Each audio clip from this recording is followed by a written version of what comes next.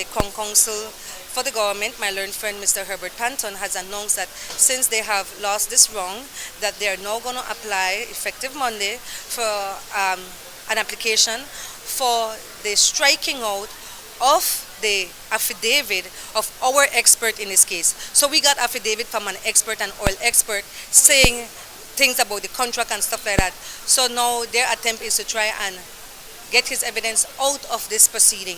So I see it, they have every right to make any application they want, because I would honestly say, had we lost this one, we would have also appealed. You know, the system allows you for that. But at some point, all those technical objectives and objections will be set aside, and the substantive matter will be heard. No, that's really striking right at the point for you, right? Because you were relying, or you are relying heavily on your expert advice. It's critical. The affidavit is critical. We want to keep the whole story together. We are confident that there's no grounds on which to strike it out. But for argument's sake, if it is struck out, we will then decide how to proceed. Right?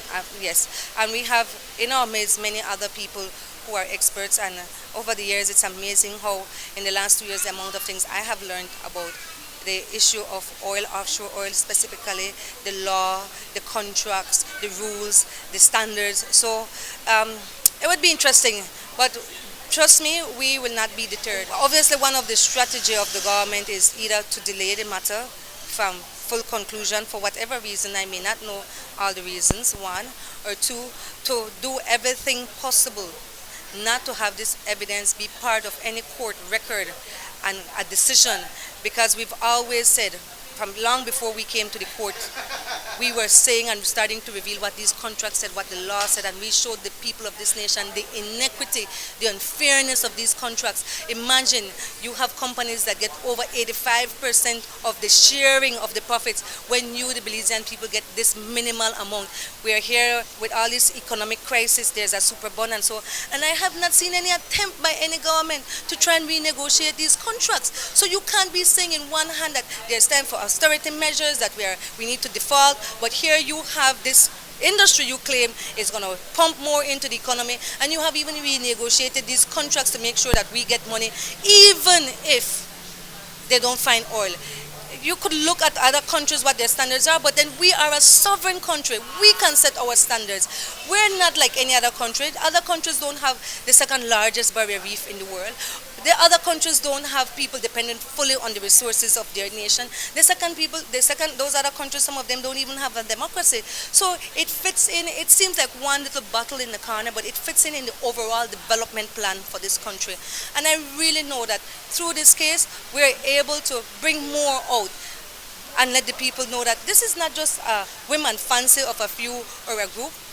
It's thank God, we should say, that we got wind that these contracts even existed. Imagine when this started, we didn't even know the contracts existed. That's how bad it has been.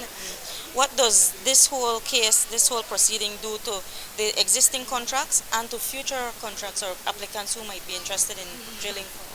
Very good, because if we get the decision the way we would want it, it would mean that those contracts were illegal from the start, which is what we are saying. It's simply that.